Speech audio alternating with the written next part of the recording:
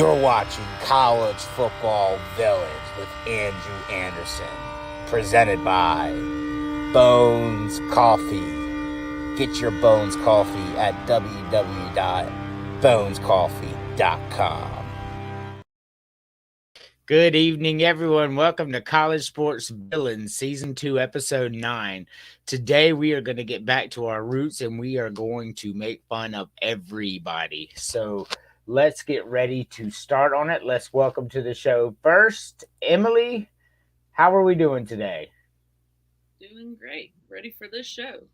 Well, I am too. It's going to be a fun show. I'm excited about it. Kenny has promised us some debauchery, so we'll get to that in a minute. So let's welcome No Mercy Sports to the show. How we doing? I'm doing good, man. And forget Kenny, I'll provide the debauchery, man. Well, Kenny is upset at one particular person because that's just the way Kenny is. So at the current moment, let's bring Kenny on right now. Kenny, how are we doing today? I'm good. All my energy will be saved for later on tonight on another podcast. We'll see about that. I'm not gonna scream. I'm not gonna yell. But this one person tonight has wrote a check that his ass cannot cash. He has poked the bear enough with me that he has made. I'm past pissed. I'm livid. And tonight, I give him the business. It's I am Chris, bringing back. it? It's not me. I promised Hunter a long time ago I would put the old me away. I told Hunter the other day the old me's coming out tonight, and he will pay the piper tonight. So, and I don't care what happens. He's talking about poking the bear. So Hunter is the owner of the network, so that's brilliant on your part, Kenny. But let's continue on. Let's bring our next guest onto the show, our final panelist, Mac. How are we doing today? What's going on, everybody, man? I've had a tough week, man. Tough week. Bro, haven't seen you in a hot minute. How you doing, man? Man, I'm doing all right, man. I lost somebody that was really important in my life and a real close friend, and yeah, it's been rough. It's been rough, but we're back on it. We're back on schedule this week. I'm good to go, and I'm looking forward to it. Well, I saw on Facebook. I'm sorry for your loss. I didn't know, obviously I didn't know him, so I didn't really comment. But I did keep you in my prayers. I appreciate it.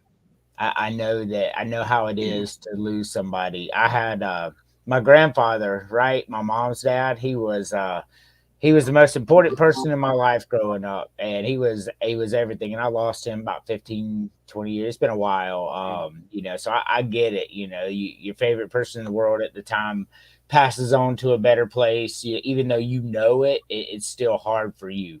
So we will do our best, but we know how Mac is. I seen a couple of your parlays this week, so I know you smiling a little bit. So Bro. and I was just gonna ask, how's that algorithm going, baby? So, and it was funny because Kenny talked a little bit of shit. He was like, "Man, you're never gonna hit a 25 leg parlay," and then I had to send him the one I hit Monday. That's right. Give me that ammo. Yeah, and you gotta love the money. That's always the best right there. So. We are going to start with our meme of the week here. I just have to throw digs at Clemson fans. They are so they are pretty good at taking it. I got to admit, because I hit them a lot on my page and my show, and they take it pretty well. Not like Florida State fans and Arizona fans. That's why Clemson really doesn't get soft ass fans of the week, because they're not. But this is pretty funny here. So I'm excited. Florida State fans still haven't recovered with what happened against Georgia. I mean, the best part about that is they cried and whined about earning a spot in the playoffs, and then they got beat by 60 points. Like, we told you didn't deserve to be there. and you were still like, oh yes we do, how dare you? And then all of a sudden you get beat down by 60, buddy, 60 from a depleted we're just Georgia gonna team. rest our first and second string starters. It's no big deal. We're gonna have our third string starters start and then blame it on the college football committee. Well, that's what you get when you hire mercenaries, and that's what Florida State did. They went out and hired a bunch of mercenaries instead of recruiting and building. Same way with Washington. Now, DeBoer was able to put that to a national championship game, but when he come up against Michigan, a program that recruited and put together a culture, they got beat down, and that's what happens. Like you just can't. And that's what's so great about DeBoer at Alabama. And I've been thinking about this for over a month. It's really brilliant on Alabama's part, because at first I was like, why him? He's a mercenary, and Alabama is all about building culture, right? Well, I got to thinking Alabama's going to recruit itself. Like, people are going to go to Alabama because it's Alabama.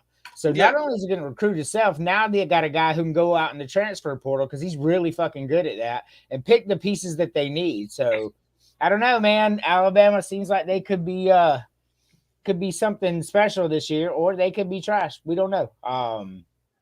It's going to be very interesting either way, I think. Oh yeah. Oh man, get your popcorn ready, because every week, is it going to be a devastating blowout, or is it going to be an Alabama win? We don't know. We don't know. So, Alabama already has the highest ratings, right? But this year they're going to be even higher. And people, when I say that, they think I'm crazy, but everybody wants to see Alabama lose, right? So they're going to watch every single week. And if they keep winning, it's just going to get bigger and bigger and bigger, right? And if Alabama makes the playoffs this year, there's going to be a lot of people that are just going to be like crying and salty. And but Nick Saban's gone. You know, I can't wait. Like, it's going to be great. Look, if I may interrupt, I mean, look at the schedule that Georgia had going into the season. That was essentially the same schedule that Alabama had every time that they came off a playoff win or a bowl win or a national championship win. They faced nobody in the SEC was ranked when Alabama was playing them. Well, they weren't, but that's not really Alabama or Georgia's fault. You know, they can't help what other teams do, right? True. And Georgia, and here's what happened. So the SEC East went down big time. Like, it just, there's no East anymore, but it did. But the reason it went down like it did is Georgia recruited so well that it just devastated the other programs in the East. South Carolina, Tennessee, Florida, they all just broke, because Georgia couldn't be stopped. Like, Kirby Smart couldn't be stopped. Him and Nick Saban got every single recruit. The fact that Georgia and Alabama didn't win every single national championship still beyond me, because they got everybody. Yeah. But I don't know. This year, college football going to be exciting. Georgia's probably going to win it all, but there's a 12-team playoff and maybe 14, but we'll get into that. But our first subject, like, I want Mac on this first, right? Like, I really, really want his opinion on this first. Matt, what team do you hate for no good reason? And everybody put in the comments here which team that you just can't stand and you just don't know why. Virginia Tech. Virginia Tech. I hate it. I hate the stupid fucking colors. I hate the goddamn helmet. I hate everything about that fucking team. And listen, and I'll be honest to you, because I've watched talented, okay, football players go there to die. Yeah. They go there to die. Offensive linemen, defensive backs, wide receivers, running backs. Like, the last good player to come out of Virginia Tech was Michael Vick. Exactly. So when they're sitting there picking up, 3-star recruits, blue chip offensive linemen, fucking 3-4-star defensive linemen, and then what happens? Do they go to the NFL? No, because they went to fucking Virginia Tech. Okay. Well, Virginia Tech hasn't really put anybody in the NFL since Frank Beamer's retirement. They're not what they were. So, and they're not gonna be until something dramatic changes there. And Virginia's trash too. Like there's not a good college football team in Virginia outside of James Madison, and that's funny that James Madison is the best college football team in Virginia, and they would beat Virginia and Virginia Tech right now. I mean, Virginia is just basically a basketball and lacrosse school. Let's be honest. Who is your team, Kyler? But you know what? I'm with you on hating Clemson, but I have good reason, so that won't be my answer. Yeah, So- no, honestly, I think it's for me is because I live in Baltimore, but I drive in the DMV a lot, and you always see those stupid ass V with the little swords underneath of it, and it's everybody's so proud. Like That's actually Virginia. Virginia Cavaliers have the V with the swords. Yeah. well, then maybe it's fucking Virginia, not Virginia Tech. I don't know. Yeah, people way. definitely go to Virginia to die. Yeah, I dare you to name one who NFL player out of Virginia Virginia. Tech is. Right. At least you know Mike Vick, Frank Beamer, but like when you think Virginia, like outside of Walsh, which I'm sure none of y'all know, but I do. I mean, he's an Ohio State fan. Oh my God. None of y'all. But James, what team do you hate for no good reason? So it's none of the teams listed. I mean, Miami, you can hate on it for no good reason. Like, look, they were the team in the 80s, and oh my God, I even hated the 2001 Miami Hurricanes because they were that good. But again, like Mac, I'm going to go off the grid, and I'm going to say Texas Longhorns. They haven't done anything since their national championship win in 2005. They haven't done a damn thing since, 2010, I believe? And every fucking year, we got to sit through Longhorn fans saying, basically being Dallas fans, oh, it's our year. We're coming back. You guys had 2 years under Quinn Ewers and still couldn't do anything. You lost to Washington, of all teams, who has never been good at football since up until 2016, for crying out loud.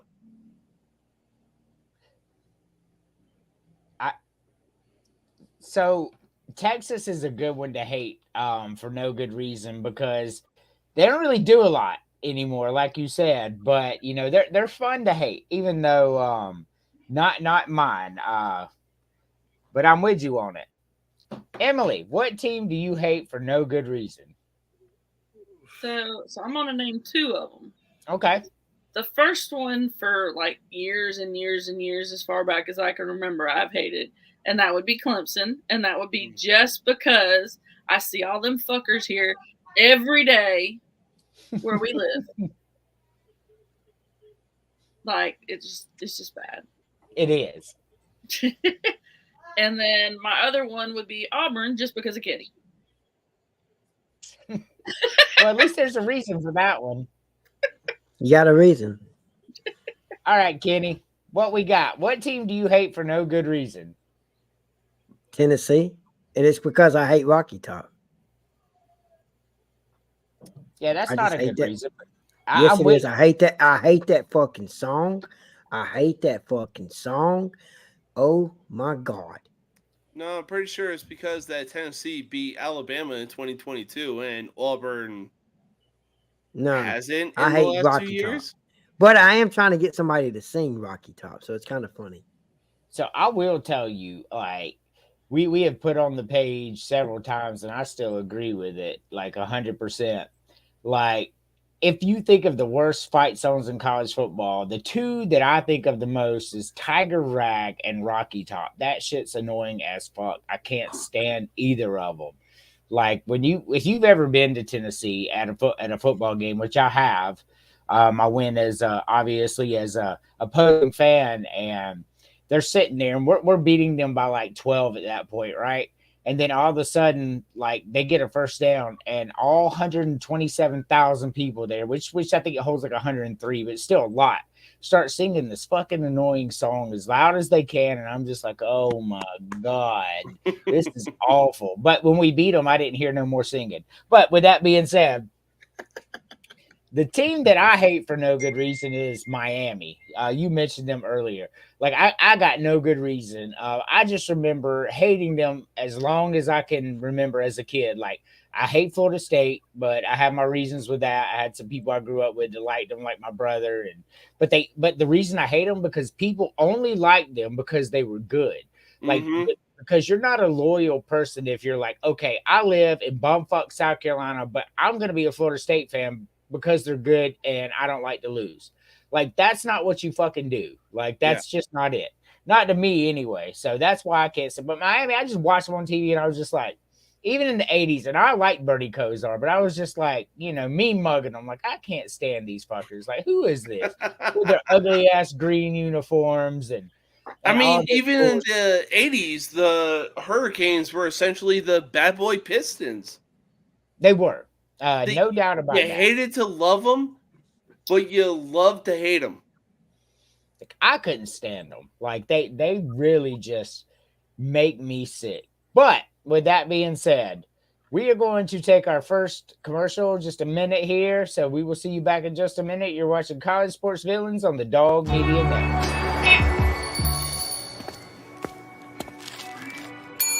I'm coming. Hold your horses. What are they picking up? Bills. Another member of the mafia. Is this going to be their year? Could be. I'd rather not say. Why?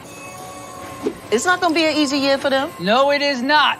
They got to go up against that pilot in New York. Twice. I mean, that whole division is tough. Division? How about that whole conference? I mean, this guy definitely wants a shot. I love you. She'll be with you in a minute. She needs a moment. Leave me and Joe alone. These guys, they want to make it a dynasty. Like they aren't already a dynasty. They aren't. You need at least 3. Says who? Says this guy. Those guys definitely have something to say about it. Listen, I am not interested in those old heads. I like the up-and-coming squad. Can you imagine trying to cover this guy? Actually, in high school, I was pretty quick. Stop. Oh, those guys fly. Same with these guys. And this entire team flies. They were so close, I bet. Don't you say it. I wasn't going to. Uh-huh. I bet they could do it. They all could. That's why we love it. Everyone's got a chance. Everyone's got a chance to stick it to the doubters or start a new legacy. A chance to chase records and a chance to chase quarterbacks. It's just good to have football back. Especially him. Welcome back. Thank you. Let's do it. Let's go. Now.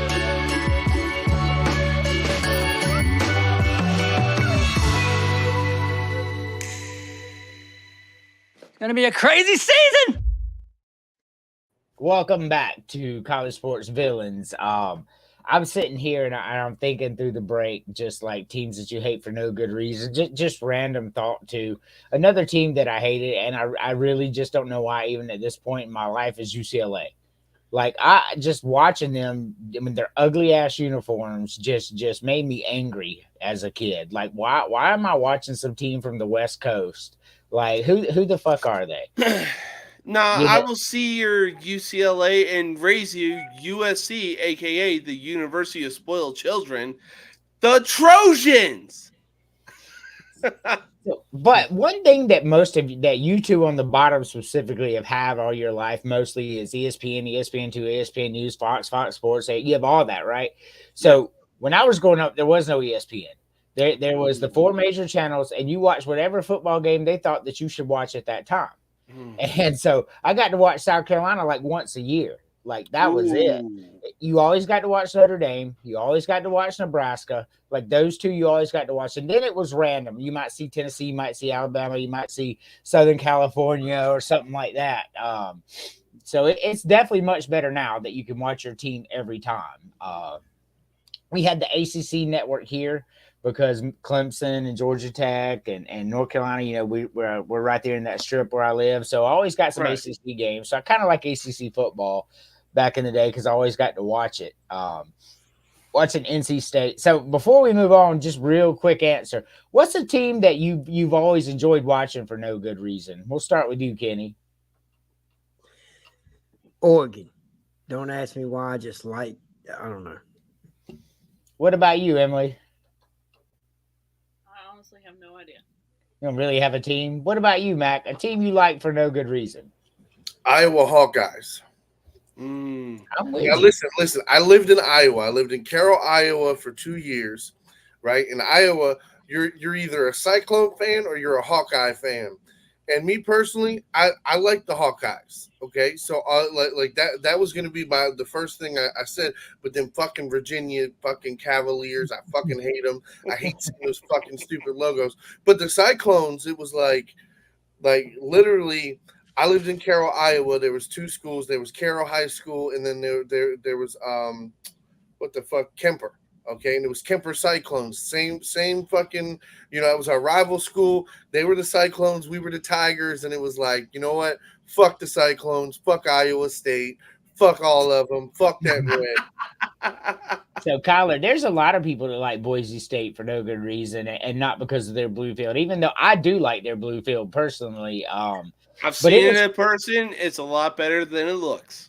I will tell you, I really, really fell in love with Boise State when they had the hook and ladder to score against Oklahoma. And then when they beat Oklahoma, they went for 2 and did the fucking Statue of Liberty play and beat them. That shit was great. I love Boise State. But, James, what's the team you like for no good reason? So I'm going to go off of what you said. And Oklahoma were heavy favorites going into the game against Boise State. Yes. But as far as a team that I love or hate to watch goes, I'm going to go USC just because they talk a big game and they really haven't been the same since Reggie Bush, Matt Leinart, and a team you like for no good reason. Oh, okay. For no. I already know you hate USC. Yeah, that's true. God, it's so hard to choose. It is.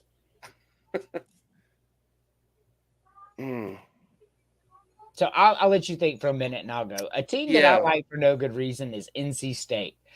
When I was a kid, like I said, the ACC network would come on and I watched them play, and I just like to watch them play. I like the helmets. I like the uniforms. I like their coach because they stole him from Furman, Dick Sheridan, and I like to watch it. Even to this day, if NC State's on and South Carolina's not, that's who I'm watching. And I got no idea why. But we can move on to the next subject. James, you can think about a team you like for no good reason. Well, I actually came up with a team. Okay. So I'm a Notre Dame fan. But when it came down to it, a team that I love to watch for no good reason, Penn State, mostly just because of Joe Paterno. Yeah, there was some controversy with Penn State, but at the same time, it was like they bounced back. I mean, in the last few years, they've been in the New Year's OG6 Bowls. Well, here's the thing. Penn State is a classic blue blood. It's not like when SMU got the death penalty, they couldn't recover. They just couldn't. But Penn State, they had their 4 down years, and then they got their scholarships back, and now they're in the top 10 again every year because that's who they are. Right. Their fan base is rabid. Have you ever watched a game that they have, and it'll be white out, and they're all like, "We are Penn State." It is awesome. Hey, Kenny, are you sleeping? Are we boring? No, I'm confused. No, I told y'all I'm saving all of my energy for something. Look, y'all don't understand. Y'all don't understand. I am so pissed off that I would not care if I never talk to this person again. That's how pissed off I am. After I say what I gotta say. And y'all don't know why I do, and it's even funnier. because it's really not that big of a deal looking on the outside in. Now I get it, it's not my deal, but looking on the outside in, I'm like, okay. So you've been there at Beaver Stadium. How was it, Kyler? Like, cause I've never been to a Penn State game. Like I've never been. I've been to a lot of stadiums, but not Penn State. I would like to go one day. So here we are. Our next subject. Out of these five, right? And the strategic that I picked these five. So don't be like that's random. Well, I mean they look at where they are and everything. Which program is in the best shape right now? We'll start with Kenny.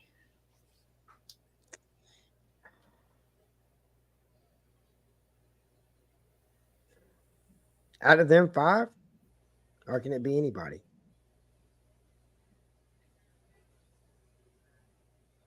Hello? What's that? Out of them five, yes. I could have gotten my taxes done. Shut up. I would have to say out of them five, I know this is going to be really crazy, but I would have to say Oregon State. Yep. Oregon State. So before we move on to Emily here, I am going to retort on that.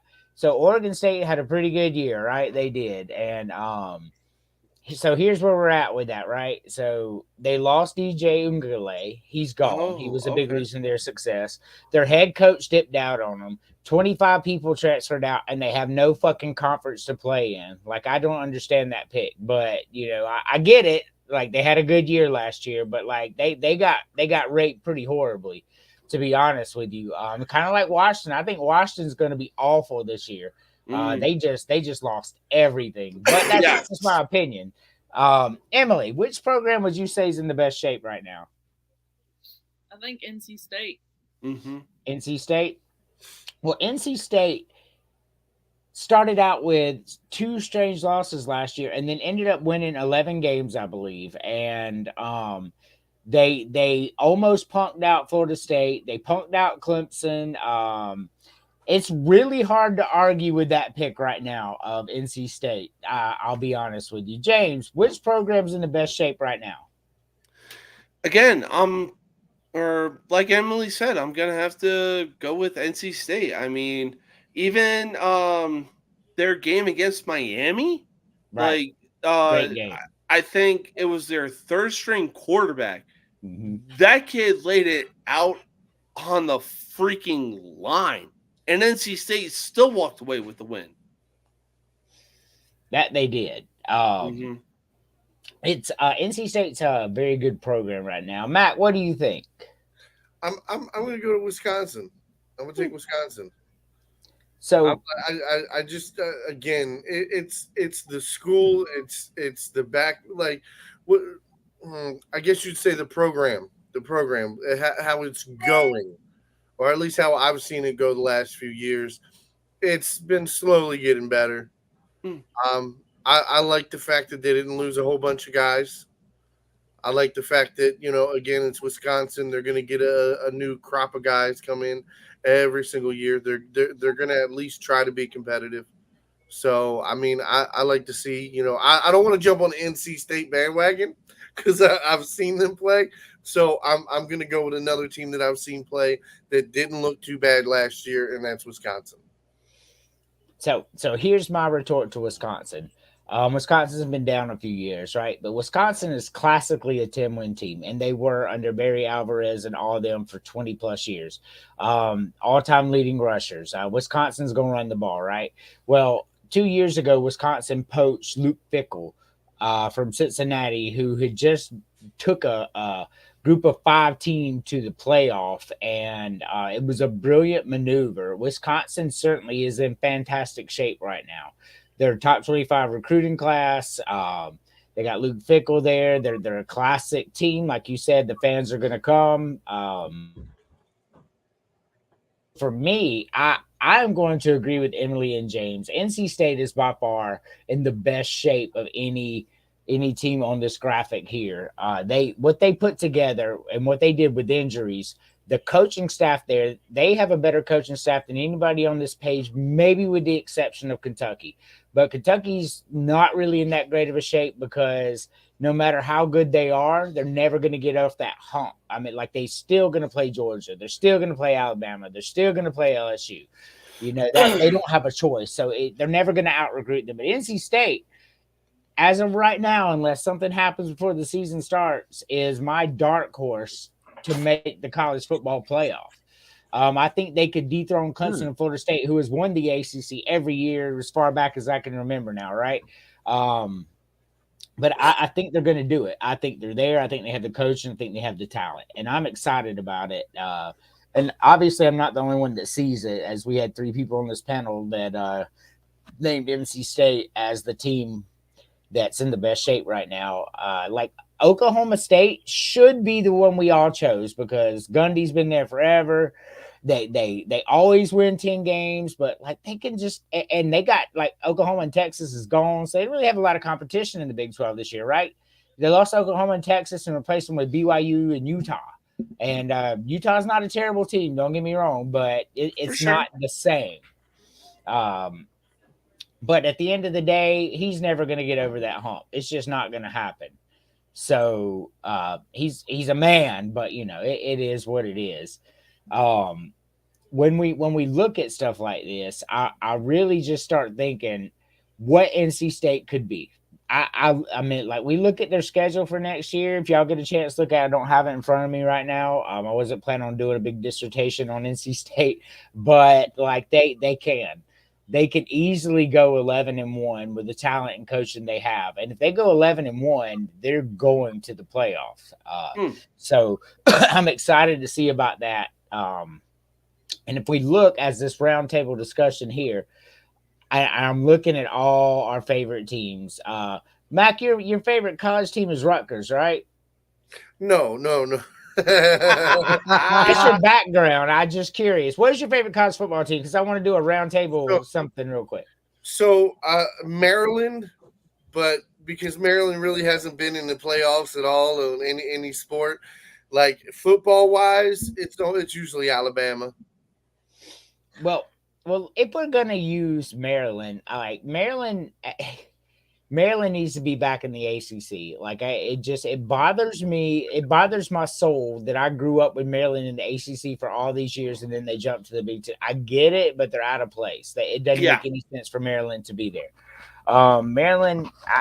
So if we know Alabama. Maryland ain't going to the playoffs. My team is South Carolina. We're not going to the playoffs. We're not ready. James's team is Notre Dame.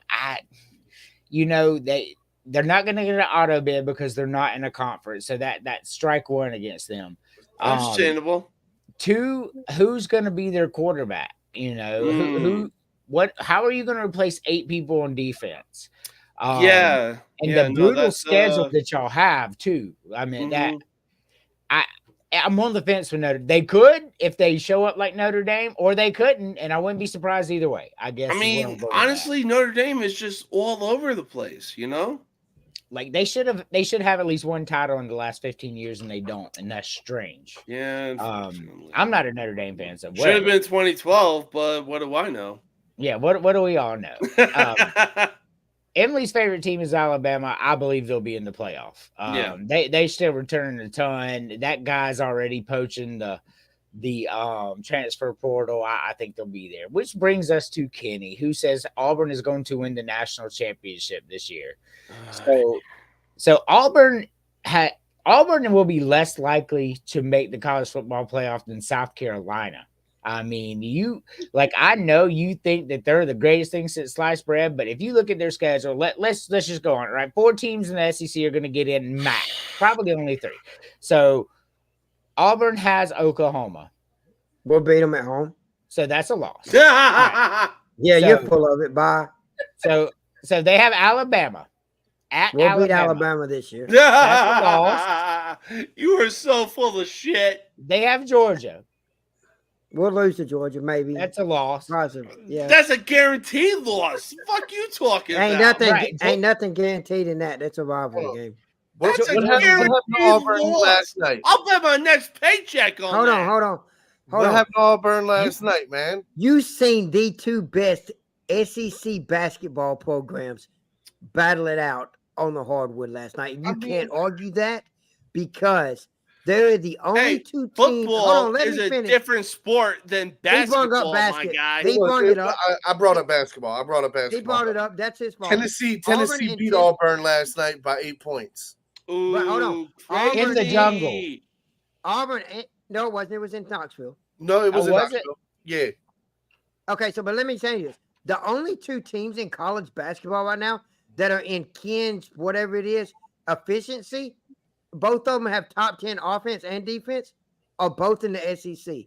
At this point in time, as of March 1st, the only teams that are inside that have in the last 10 national championships in college basketball. Say it. We gotta move on. As of March 1st, was in the top 10 in both. There's only two teams there, Auburn and Tennessee. Hey, man, Kentucky ain't been the same since God knows how long. All right. So we'll transition into basketball, then we'll come back to the other one. So Kentucky and Tennessee are the best two teams in the SEC. I know Kenny don't want to, but Auburn's the best in baseball, football, basketball. Auburn would beat Jesus in an intramural game. Don't listen to Kenny. Or basketball, but sorry. I mean, Auburn's a great basketball team, but Auburn so is not. Hold on, we played last night without our star. All right, hold on 1 second here. We're gonna mute Kenny. He keeps interrupting me, but but at the end of the day, like Auburn is not going past the Sweet 16. That's just where we are in life with them.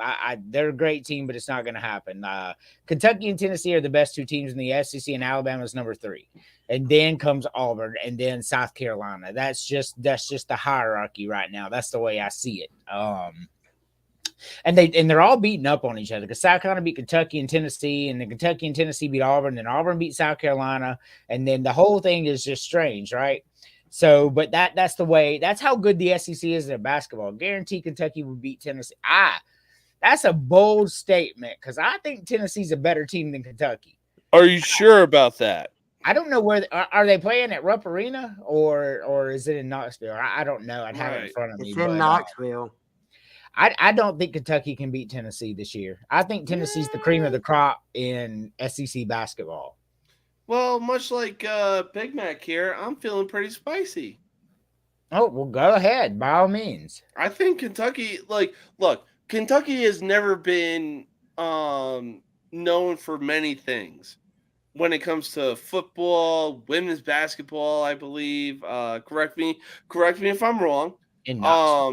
But the one thing that they have been known for is men's college basketball. Yeah, definitely. Who's their head coach again? Calipari. Calipari. Calipari is essentially to the SEC what Coach K is to the ACC. So let me ask you a question, James, since you want to talk about that. Rick Pitino was. I don't know about Calipari. He might get fired if he don't. Hey, those two coaches, they knew how to do their thing. Hold on, James. You want to talk about Calipari in Kentucky? This is a fact, and I've said it on a couple podcasts, and I've actually been fact checked. This is a fact. The last 3 years. Okay. Talk to me. John Calipari has not beat Bruce Pearl back-to-back, and Bruce Pearl has not beat John Calipari back-to-back. Kentucky right now. This is not an Auburn show. Get to the point. I know, but I'm supposed to bust this isn't Auburn versus Alabama. This is Kentucky versus Tennessee. All it takes is one game. Tennessee's going to blow Kentucky out the water. Now, Alabama might beat Tennessee Saturday. I'm a channel later fucking joker. You know what, though? I said that. Yeah, Troy loves Kenny, y'all. Y'all just don't understand. He loves him so much. He wants to give him a hug. You should see what we talking about. I love me some Troy. Troy's really going to get me in the next show.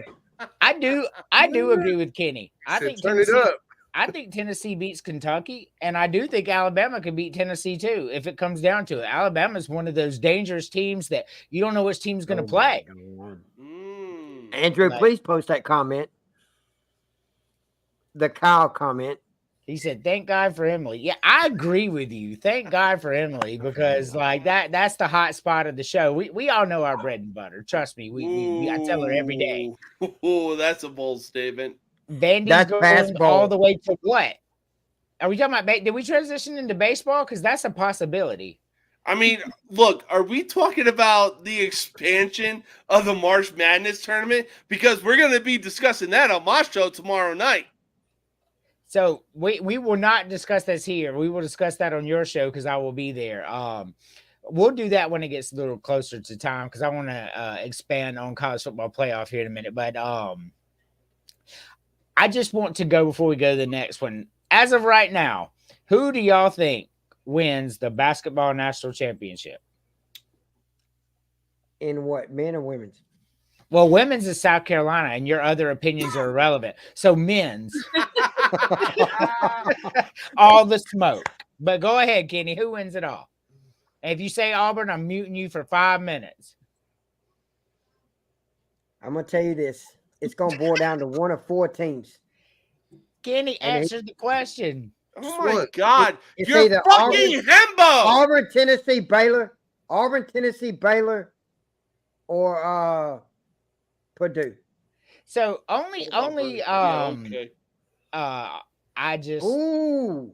UConn men's Ohio State. Hey, look, Kyler, Ohio State could come to South Carolina and get all the smoke it wants. But Emily, who wins the NCAA men's basketball?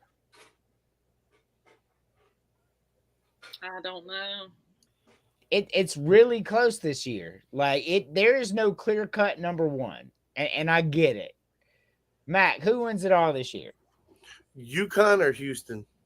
You know, you can't hardly argue with the two teams that are playing the best right now. What about you, James? So I'm narrowed down to 3 teams. I agree with you, Matt. But go ahead, James. Yes, Matt. Yes. I agree with you. What did Matt say? He said Purdue don't make it out of the first weekend. I think they go out in the round of 32 or 16 at best. Yeah, Matt's I can see that. Kentucky. That's not a bad pick. I mean, come on. Purdue lost last year to Fairleigh Dickinson University. Where the hell is even that? Man, look, but when South Carolina was This number year they 3 lost. seed in 98, we lost to Coppin State in the first round, so I ain't saying shit. So who's going to win it all this year? So I got 3 teams potentially winning the national championship. Right? Number 1, Houston. Although I really don't think any team that is in the number 1 spot is safe at this point, given the season that we've been seeing. But I got 2 wild cards, Arizona and Kansas. Arizona and Kansas. I agree Calipari will redeem himself because I think Kentucky goes at least to the Elite 8. Fairleigh Dickinson, I really do. No shit. Jersey. Right. So the team that's going to win it all, and I've stuck with my guns all year, and I'm going to stick with them still, Kansas. They lose some strange games, but they are the best coached team in all of college basketball. Bill Self is the best coach. They have the best players. They're 21-6. They're sneaky good. And that's when Kansas becomes dangerous. Kansas is going to go into this tournament and they are going to remind everybody why Kansas is Kansas. And they are going to beat people down. All right. We can discuss Washington State. I really don't know. The fact that Washington State is 21-7 at this point really, really surprised me because I really didn't think they were going to do that well in men's basketball. But they're beating teams they shouldn't. Every loss they had is a quality loss. I think Washington State makes the tournament, Troy. You wanted us to talk about them. I think that they're definitely the Pac-2 champs because they're definitely better than Oregon State. Does location matter? When it comes to basketball, and it's North Carolina, right? North Carolina, Duke, Kentucky, that region. And when it comes to football, the South. So Bill Self is a great guy. Look, I would love to see Look, I know people get tired of seeing blue bloods, but if you have a national championship game, Kentucky and Kansas, man, it's just already great because of the names. I'm here for it. There's history. Yeah, I mean, hell, 2 years ago, Kansas, they won the national championship. So where they play tournament games does matter. So let me tell you, when if you use women's basketball as an example, when Dawn Staley was getting the number 1 overall seed about 8 years ago, they kept sending her to Oregon and Washington State and all these places until she actually filed an injunction against them because Connecticut was always playing in Connecticut, Stanford was always playing in Stanford, and then South Carolina was always going across the country as the overall number 1 seed. So she actually filed an injunction. The NCAA did not want that smoke that she was about to bring with the thing she was about to bring. And then South Carolina all of a sudden gets a regional at home in Greenville and then wins the national championship. So, yeah, location matters. Like travel matters, jet lag matters. Absolutely. Good question, though. But you're absolutely right. It matters a lot. Because if you're UConn and you're starting first round and San Diego, that's rough, because that means a higher seed than you, a better basketball team from that area is bringing all their fans and their short bus ride there or whatever. Santa Clara is not a terrible loss. I don't think so. I mean, look, I was even going to say, when it came to the tournament, there have been only, I believe, 2 times that I've seen a lower seed beat a higher seed. I believe it was 2018 or 2019. UMBC took out Virginia. That's a fact, Matt. Oh my god! So, fun fact: there have been more high seed beat low seed over the past 4 years than any time in the history of basketball. So it's happening a lot these days. Yeah, and a lot of that is because you have different rules that shorten the game that came down a few years ago. They did the same thing in college football. The games are getting really, really long. So, the clock keeps running after a first down now, little changes like that. And they did the same thing in college basketball and it shortens the game. That's why they did the same thing with baseball. That's why they added the pitch clock. And Correct. Look what's happened. Well, it's done for a reason because if the longer the game goes, the more the talent kicks in, right? So the game, it just starts getting out of control because the talent wins. But the shorter the game is, you can keep in control, and that's why we're seeing a lot of adversity right now. But I love it. I'm here for it, man. Absolutely. It's always really fun. So let's move on to this segment before our last commercial, and then we'll talk about the college football playoff format, baseball, basketball. Fan bases with the most unrealistic expectations. Like we're talking college football right here, right? And Oregon was an honorable mention. I put NC State there because I watch NC State a lot, and their fans think they should be national champions every year. And as much as I like watching them, they're just not that. Yeah. The Batcats are doing really good, Matt. Like I was surprised that they started 7-1. Kansas State out of the Big 12. They when they were under Oklahoma and Nebraska all those years, it was Nebraska and Kansas State, and they won 11 games, but, that gave them an inflated head, but we will never see Kansas State win a national championship. Kentucky, same way. They had a couple 9-win seasons. They have great coaching. Like, I'm not going to take nothing away from Stoops. I think he's a fantastic coach. But now that he was going to take that Texas A&M job and the fans booed him out, then he had to go back to Kentucky with his tail between his legs. That's going to spell disaster. That was a bad move. Penn State, they have the most unrealistic expectations in the Big Ten simply because there's Ohio State and Michigan. And now you add Oregon and you add Southern Cal. I mean, it becomes even more difficult at this point. Utah in the Pac-12.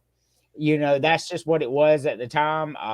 However, they did win back-to-back Pac-12, but they think they should be national champions every year.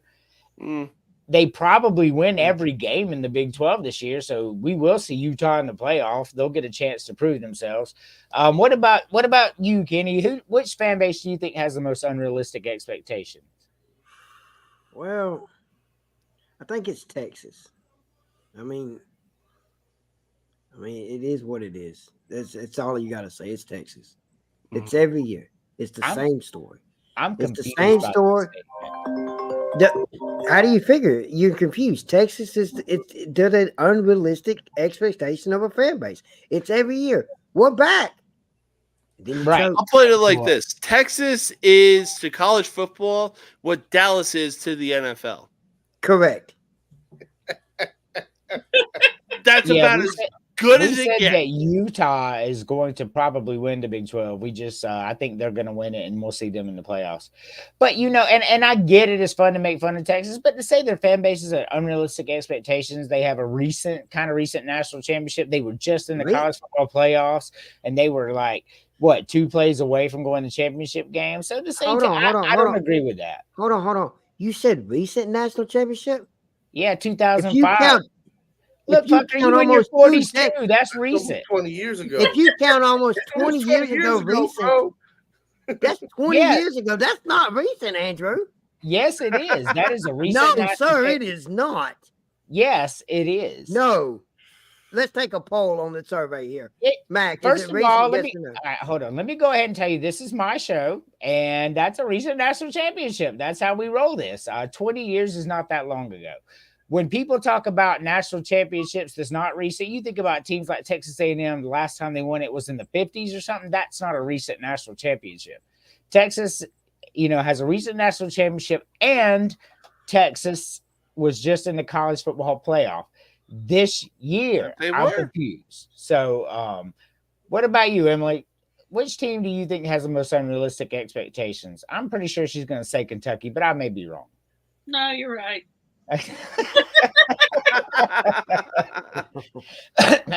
Oh man, we had a terrible experience there. We told y'all about that. Troy absolutely loves Kenny's voice. It's his favorite thing in the world. Finger nails on a chalkboard. I love Troy. So, Mac, team with the most unrealistic expectations in college football. I had to say Ohio State, man, because every single year I hear the same thing over and over and over again. And I'm like, well, when's the last time they won?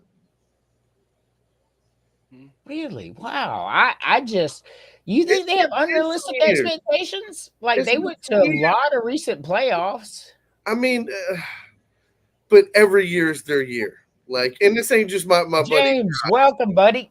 It's some other people that I hear and that I've worked with that just like every year, oh man, we're gonna win the championship. You can book it now. And I'm like, we're like third week into the season. I'm like, I don't even watch college football like that, and that sounds ludicrous. That's like Kenny with Auburn. I mean, it's not saying making the playoffs. We're talking we're going to be winning the championship this year. Okay? It's like the Cowboys fans and that shit where they're like, oh, this is our year. I'm going to get a tattoo. Okay. Come on. Every year, we all see that one goddamn fan that gets a goddamn tattoo.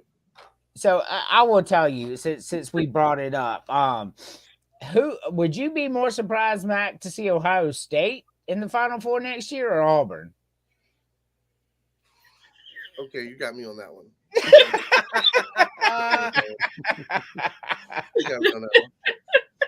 Because if Ohio State's in the Final Four, I'm like, hey, great team. I'm not surprised if Auburn's there. I'm looking at the Cam Newton dad that they gave money to the first time, and that's just the first thing I think of when I think of Auburn has always been the Ric Flair of college football, dirtiest player in the game. They've been that way since I was a kid. You think Kentucky will be no worse than 8-4? I agree. I think Kentucky wins 8 games next year. They're definitely Stoops is 10 years in. They should be. Yeah, Ohio State was a field goal away. This is a fact too. Ohio State was a field goal away from being national champion 2022 against Georgia. Unfortunately, that kicker is a dead man walking now. Oh yeah, he is. James, you're never late. You're always right on time. We're glad you're here, James. I don't know. Ohio State and Texas, to me, it just wasn't shocked me to see them in the playoffs. I don't feel like they have unrealistic expectations. Ohio State has the top facilities in the country, the most money in the country, a rabid fan base. They should expect to win. Texas, same way. Top facilities, top money. They should expect to win. NC State has none of that shit, and they still think they should be national champions. Like that. That's what gets me. I love to watch them play, but if you watch NC State on football, man, their field looks like ass, man. Like y'all need to do some upgrade over there. Honorable mention, Washington fans. Right. Ooh, Washington. Yeah, I'll and agree to Troy that. loves I'll Washington. So agree he to agrees that. That big mouth cat, they wrote a check and just couldn't cash. It just couldn't cash. But that's I what mean, hey, happens. let me talk to you. I mean, look, I went to college game day at during 2016 when it was at the University of Washington. The only thing I heard from the Washington University fans was, "We want Bama." It was like, no, you don't. Just because you're having one good season, Yeah, Troy 7 years from now, you're going to have multiple good seasons. You don't want Bama. What happened in 2016? They got Bama. Bama fucking destroyed them. So here's a fun fact, because I am not an Alabama fan by any stretch of the imagination. But every time I saw a fan base over the past 15 years say, "We want Bama," the only thing that went through my head was, "No, the fuck you don't. Nobody wants Alabama." Absolutely. Like, that's stupid. Like every time we had to play Alabama, I was like, "God damn it, Alabama!" But we beat them. We beat them when they were number one. When we have Steve Spurrier, man, that shit was such a fun game. And then we played them again when we didn't have Steve Spurrier, and we're not going to mention that. So we're going to move on from that because it did not end well for my team. We have a War Eagle here. King Huey, thank you for being here. Appreciate it. Kenny is War Eagle all the way too. Yeah, a lot of investigations. So let's just sneak real quick. Then we're going to talk about NBA. When you think about like shady people, shady programs, Auburn hired Bruce Pearl, who should never be coaching again, and Hugh Freeze, who should never be coaching again. Both of them should be banned from their professional sports. So we know what Auburn University is. So now let's move on to the NBA. I'm looking at it. The Lakers, they moved up one spot in the play-in. They're not going to win it. As much as I've been on Denver's bandwagon all year, the more I watch Boston play, the more I just don't see anybody that's going to beat them. Michigan did want Bama. They did not want Bama. They just beat them. You remember the reaction when they showed the Michigan fans that they were getting Alabama instead of Florida State? They were like, "Oh shit!" They absolutely did not want Bama, but they did beat them. About the NBA, I said nobody's going to beat Boston. One thing I can agree on with him. Boston can beat Boston. Boston can beat Boston. We've seen it happen the last 3 years in the playoffs. Boston beat Boston. I don't think it's going to happen. But I want to address this comment, then we'll talk NBA real quick. What can we expect from Auburn Tigers in football? I'm going to break this down for you because it's really easy. We can expect Auburn to have 4 or 5 losses, and we can expect Kenny to delete his Facebook when it happens. All right, so they wanted FSU. They did want FSU. That is a fact. So that's just funny. I had to just go ahead and throw that out there. But with that being said, all right. If the playoffs started right now, I think Boston wins it all. Kenny agrees with me. Emily doesn't watch NBA. I get it. Matt, who wins right now? If the playoffs pretty close anyway. So who have you got winning it all? I mean, there's 3 teams. There's 3 teams, and I have to give it to these 3 teams. True, James. Okay, and it's the Nuggets, it's Milwaukee, right, and then it's Boston. Okay. Those are my top 3 too. And my whole thing is, again, if Boston can make it, then it should be easy for them. Cavs are good, man. But here's the thing: if they can't make it to the show, then I'm giving it to the Nuggets, because anybody comes out of the East, they're not going to play better team ball than the Nuggets will. And I'm sorry, having Jokic, who is literally can do everything out there. Everything. In general. Everything. Has a great onslaught of role players. Guys who will literally just play the role they're asked to play, and they're happy to do it. Because guess what? I mean, if anybody but Boston comes to that party, it's over. And I agree 100%. If anybody but Boston stacks up against the Nuggets will have another championship. I could not agree more. Now, I will give. That's facts. I will give a super noted. The Kings might come to play in the playoffs, so that can be a scary team also, right? The cream does always rise to the top. A Macho Man reference from a guy named Madness. So, like, I love it, man. You came with the same energy. I agree. It always does. So, and then the Thunder. The Thunder is a fucking scary team this year. Yes. Minnesota has their games, but if they can be consistent, the West is going to be competitive. That's the only fear. I know the East is going to be somewhat competitive. Okay, now Minnesota just keeps winning games. Should weird. Boston run through it? Boston should, with what they have and what they've shown, they should run through it. The West is what's going to be the most intriguing this year because between the Kings, you got the Thunder. I mean, you got the Nuggets. And you got Minnesota. Just those 4 teams alone. Love you too, Madness. Wow, it's going to be fireworks. Yeah, Minnesota. It just like I don't think they can win it all, but God Almighty, man, like it's hard to argue because all they do is win every single day. Like it's just weird. Every time you look, Minnesota's winning again. But I agree with you. I think Boston wins it all. But if Boston doesn't make it to the finals, then it's Denver's game. And I've been saying Denver all year long anyway. But Boston. What about you, James? Who wins it all? Man, oh man, there's so many teams to choose from. So obviously in the Western Conference, I got Denver because who the hell is going to stop Nikola Jokic? You know. It's Stop really them? Nobody. Yeah, exactly. Outscore him is what you got to do. As far as the East goes, I think I could see Boston winning it. I think they got a chance this year. You know, they're easily the best team in the Eastern Conference. Nobody is within shouting distance of them, but not really. Nope. But there's one team and one team only I could see as a dark horse that makes a run in the playoffs this year, and that is the Cleveland Cavaliers. Yeah, very scary team. They also seem to just be winning every time you turn on the TV, don't they? Like beating good teams too. Yeah, exactly. I don't think they can beat Boston for the East. I think, but the fact is, it'll be winning. Close. It'll be close. There's no doubt about that.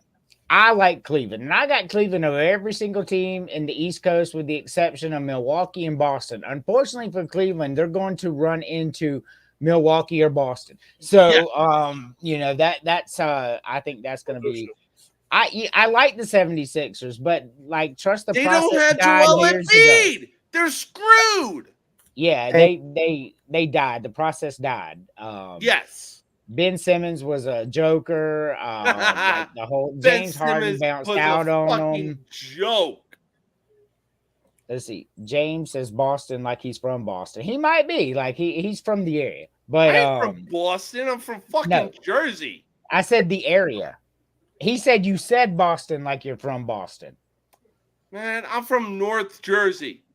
That's the Tell Northeast. me I'm from Boston again. I'll drive out to wherever you are, and we're gonna have a talk.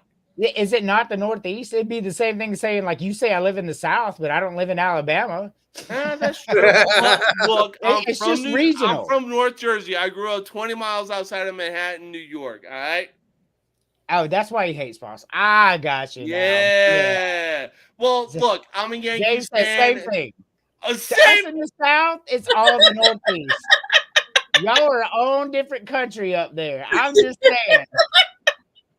Hey, Andrew. Can't take my ass. What, Kenny? I'm going to jump off. I love y'all. I'm asking you fishing to see the real me. I should call Tommy's former agent just to go kept my cool. on your ass. I've kept my cool. I'll see y'all. I've got to jump on.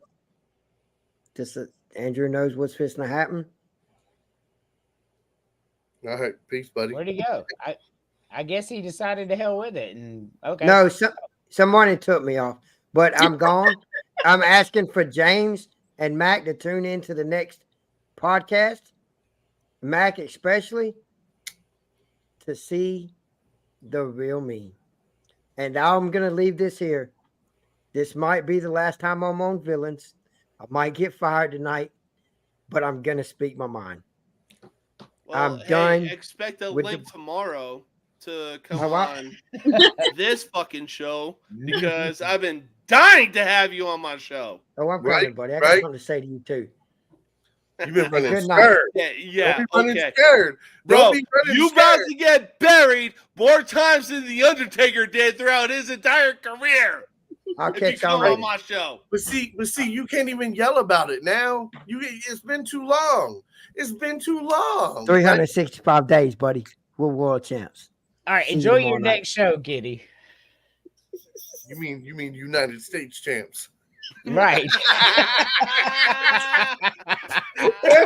You like how it works that way now, right? He has no idea. It's so funny because like he recruited Mac to do a show with him. Kenny and Mac has a show coming out. It's gonna be just I think it's gonna be great. I can't wait to watch it, to be honest with you. And then he says to Mac, his co-host, I may get fired tonight. Like, what the hell? What is that? Okay. I mean, that is just awesome. So we are going to Hunter. If you fire him, look, you can always call the guy right next to me, okay? and we can do a show, you know, like Hey, it's a different breed over here. It's a different breed. There you go. all right. So we are gonna pay some bills. You were watching College Sports Villains only on the Dog Media Network. Boy, that's mediocre. Then what the f are you doing? I was drinking that. No, you were surviving it. Give excitement a try with Bones Coffee. Click on the link below to order some for yourself. Here.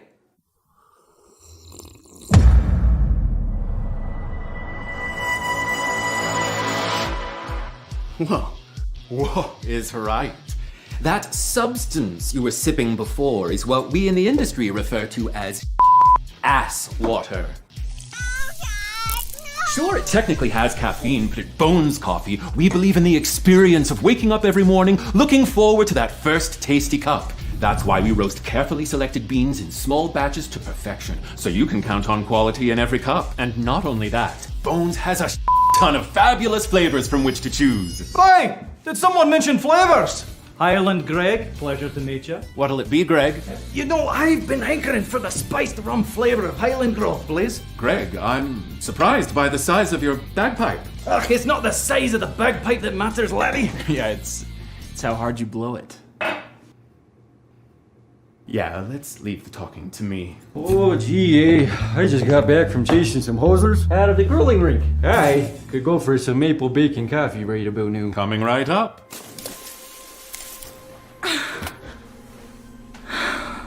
Hey kid, you single? Yeah.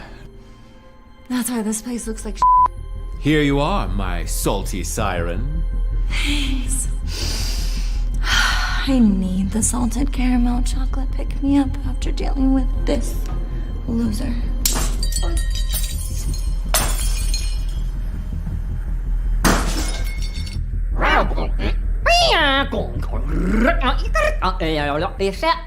How in the world are all these people getting in here? We just walked in.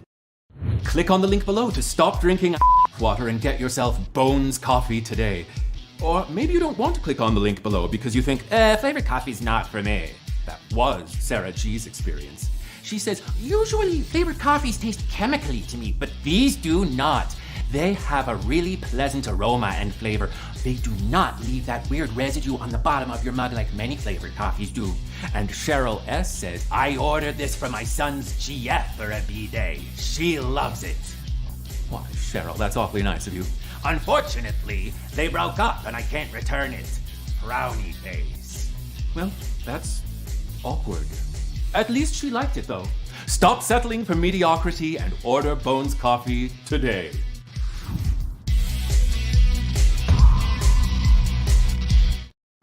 Welcome back to College Sports Villains only on the Dog Media Network. So real funny. I want to put up this comment here. Like Kenny is not getting fired. Like Oh no. you got to know Kenny. It was a joke.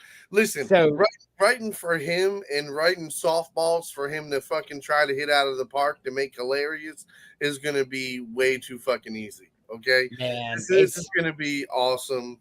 That's it's not all going to be about Auburn. It's not all going to be about Auburn. That's what makes Kenny so fun.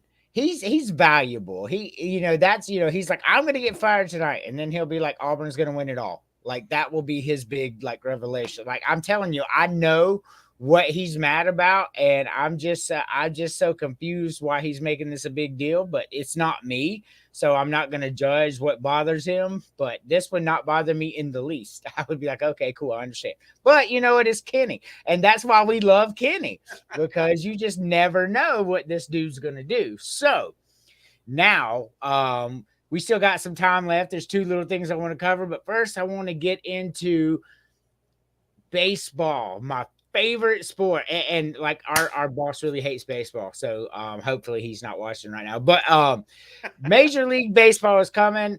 College baseball is in full swing. South Carolina Clemson this weekend, man. It is on. College baseball is on it. We'll talk more about that next week. I haven't really talked a lot about college baseball because I've been waiting on the South Carolina Clemson series, kind of do a document, see how things are going. So we'll discuss it big next week. But professional baseball, man, we're having games. I get the scores popping up on my phone telling me who, like, I'm ready. I'm so ready for the Braves revenge tour because we want all the smoke. I don't care if it's the AL East. We will play y'all 162 games and we're still winning it all. But all right. So with that being said, we all know who I think is going to win it all. But we're not going to go into championship predictions this early. It's just me ranting because I say I want all the smoke. But Mac, James, Emily, are y'all excited? Emily's a Braves fan by de facto. So, yeah, she is a Braves fan. But you know what? I forgot to get that video. So I have a video of when Atlanta won their championship in 2021 that my wife snuck and took of me when the last out happened. She sure did. She sure did. And I'm going to play it next week on Villains. I'm okay with it. Like, I didn't know she was recording me because I'm telling you, I'm just focused. We're an out away from winning the worst World Series since 95. And I'm just like, I'm going. And then they hit the pitch and throws it. Freddie catches the ball. We win the championship. It's a fun video. Y'all will see a little bit about what I'm like when my teams are playing. I mean, and look, it's if not I pretty. may interrupt, Dansby Swanson could have gone for the easy out at second, but he looked over at Freddie Freeman, knowing that he has been there for the last 14 years, and was like, no, what better person to catch the final ball of the final out of the World Series than somebody who has been there for almost 20 years? You ain't got to tell me, Freddie. I still love Freddie and I always will. But that mattered. That's why Swanson threw him to him. Freddie was the face of the franchise. Absolutely. It mattered to him.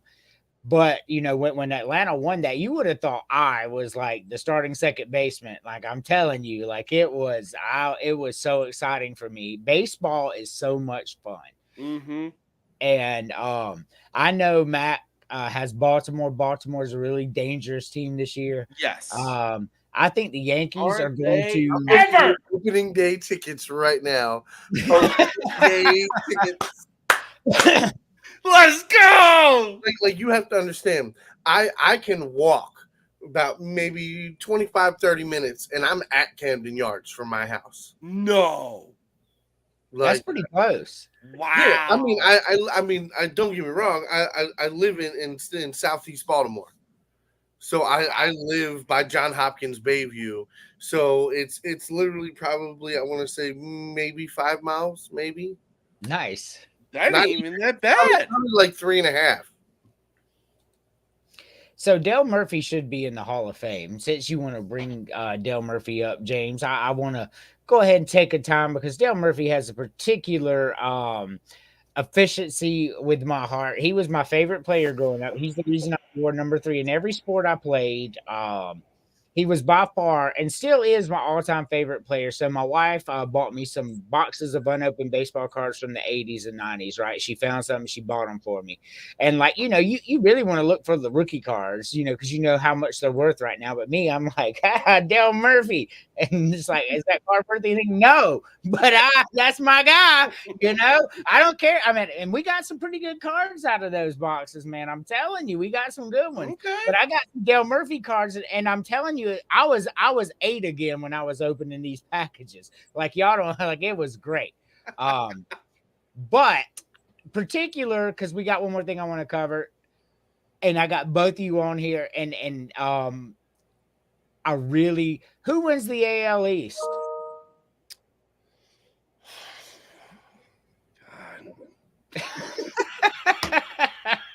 It's so tough to choose because top to bottom, so good. Oh my god! Oh, like I mean- I want to be biased and say the Yankees just because they that's my signed pick, Juan by the way. Soto, but Orioles. I'm gonna say the Orioles, followed by the Yankees. yep, I was gonna say Followed by- pitching is important, and I really think that the Orioles come out of the AL East. I have a lot of King Griffey cards. I have the kid set. Oh. That one's The famous. smoothest and sweetest swing in baseball, and it's not even close. It is. I agree. So you're going with Baltimore winning the East. I am. Yeah, Both of you are? I mean, it's going to come down to either New York or Baltimore. I think it comes down to New York or Tampa Bay. I was going to say, like, I got Tampa Bay being a dark horse. But it's so deep in the AL East. It is. That's Tampa why Bay the is AL small. East is the SEC of baseball, though. But that's what everybody said about the 2015 Royals. They ain't worried about them. They ain't gonna do nothing. Oh, the magic run that they went on. We discussed it last week. Oh, man, what a discussion that was. So Barry Bonds is the greatest steroid home run hitter of all time. Yes. And that I don't even know if I agree with that. I think he hit the most, but I think Mark McGwire was the most fun to watch. Say Mark McGwire was the best steroid hitter. Yeah, I think so too. Yeah. Like this guy, Barry Bonds was crushing him. Don't get me wrong. Like during his 5-year stretch where you had to walk him or he's hitting a home run, that's amazing. But watching McGwire do it was more fun for me. I think for me, it was Sammy Sosa, mostly because when he hit a home run, name another player that had, like, when Sammy Sosa hit a home run, he did his iconic hop. So I will give you this. Sammy Sosa is by far my most favorite player of the three. Like, I like Sammy Sosa way better than Mark McGwire or Barry Bonds. Like, Sammy Sosa was, I just like the guy. But with that being said, man, when Mark McGwire and Sammy Sosa were going on that run, like watching Mark McGwire hit that, something special about Mark McGwire those 2 years. Like, it was just so much fun to watch him just crack it out of there. Oh, yeah. But Sammy Sosa is by far my favorite out of those three. I love Sammy. Sammy played defense, too. Barry Bonds couldn't throw out Sid Bream running home from second. Yeah, he was just known for hitting home runs, and that was it. That was it, man.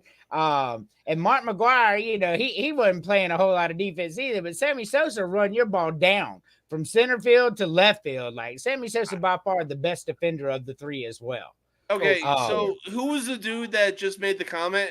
Yeah, Matt. Okay, look, even Greg Maddux himself said that Barry Bonds was the easiest batter to pitch against. And this is Greg Maddux we're talking about. I mean, as far as pitcher goes, Maddux was a different breed. The most disciplined hitter of all time for me, steals, singles, doubles, triples. Yeah, it was a lot. But the most disciplined hitter for me of all time is Tony Gwynn. And Yes. to your point, if you listen to who Greg Maddux, the same guy you said was the hardest player to pitch against, he said it was Tony Gwynn. And Tony Gwynn faced Greg Maddux, Tom Glavine, John Smoltz, and Pedro Martinez like 400 times, and he only struck out 5 times against those iconic pitchers. That shit's crazy. Tony Gwynn is the greatest hitter of all time. Nolan Ryan in there for crying out loud. Yeah, you throw Nolan Ryan. I mean, Tony Gwynn is the greatest hitter of all time. Yes. I got him above Ichiro. Not by much, but I do. Yeah, very debatable. Very debatable. Very debatable. I agree, man. I like Tony Gwynn. Like you couldn't. There was nothing you could do. You know, it was like Freddie Freeman is that guy right now because Freddie Freeman will hit some home runs, but like Freddie Freeman real quick hit a single on your ass and be completely happy with it. He will. Like he was the singles king for what 4 years in a row during that stretch. I mean, like so two of my favorite players were two of the best hitters, and they were just hitters. Joe DiMaggio, okay, and Pete Rose. I love Pete Rose. I love Pete Rose. I didn't give a shit, never did, never have, never will. Pete Rose has always been one of those guys for me. Put him in the Hall of Fame for crying out loud. Yeah, listen. They're not going to do it while he's alive. Well, I mean, he's the only player with 4,000 hits. So, I mean, like Pete Rose is one of the greatest hitters of all time. No doubt about that. He, the fact they're not going to do it while he's alive, you're right. But the fact that Pete Rose is not in the Hall of Fame is a travesty. Especially with all the rules that baseball does now, where you can bet directly on games. Like from there, you're cool with that, but like you can't release him for something that because if he did it today, you would give him a 5-game suspension because that's what you did with the other fucking people who did it. But he's still banned.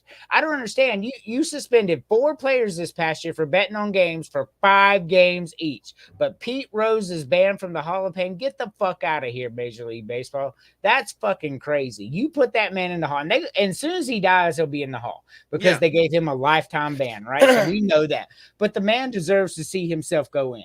He really does. Nobody ever played like him. He really does. So speaking of the Reds and that they're in the NL Central, I really think a team that could come out of the NL could be the Chicago Cubs. They are young. They are hungry. They recently just signed Cody Bellinger to a 3-year, $80 million deal. Granted, their pitching isn't there, but they have the offense and the defense. And look, I've lived in Chicago for 15 years. I'm not saying it just to be biased. I watched them last year. They were this close to the freaking playoffs. And unfortunately, 16 out of the 20 games that they played after the All-Star game, they fucking choked. So, oh God, for me, it's between the Chicago Cubs and the Arizona Diamondbacks. Coming out of the National League? Yes. Hey, look, Arizona, I guess. Look, but Arizona went on a run. Look, Philly should have destroyed Arizona in the NLCS. There is no question about that. But look, Arizona, for whatever reason, they're young, they're hungry, they have sway. They just signed Jock Peterson. Oh my God. And they swept the Dodgers in the NLDS for crying out loud. Nobody's arguing the Diamondbacks, but you said the Cubs. The Braves will sweep the Cubs if it was a 20-game series. I'm just throwing that out there. When I told you I wanted all the smoke, I want all the smoke. Hey, look, when it comes to October, you never know what's going to happen. Like I said, Philly should have smoked Arizona, but they won in 7 to go on to the World Series and face Texas.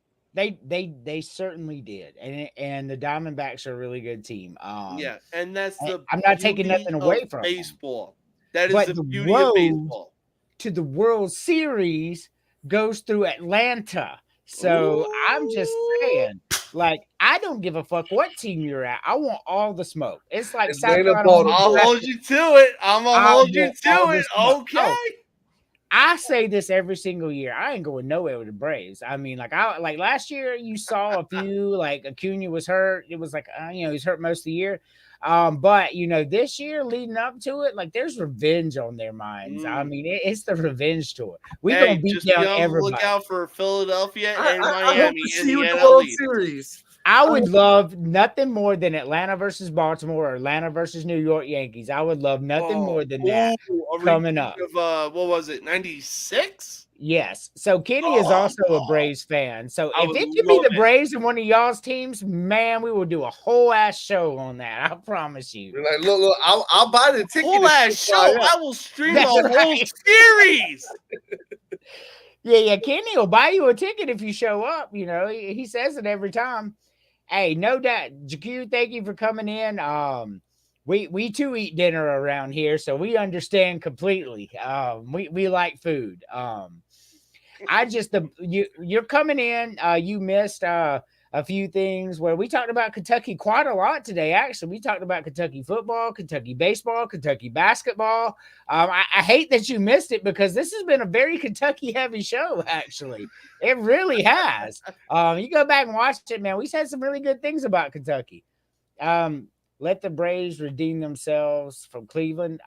Yeah. So if the Indians want to get it, they can get it too. I'm not really sure exactly where we're going with that, but I mean, hey, the Chicago no, Cubs we did beat not Cleveland in mention the World the Series. Kentucky. I'm just saying. Do you see what JQ said here was a Kentucky football fight? So there was a fight inside the locker room where they were punching each other, Kentucky's players. But you know what? But we did mention, I didn't go into that, but we did mention how Bob Stoops was going to dip out and go to Texas A&M, then came back to Kentucky with his tail between his legs, grateful he had a job, and how that was going to affect culture. We did mention that.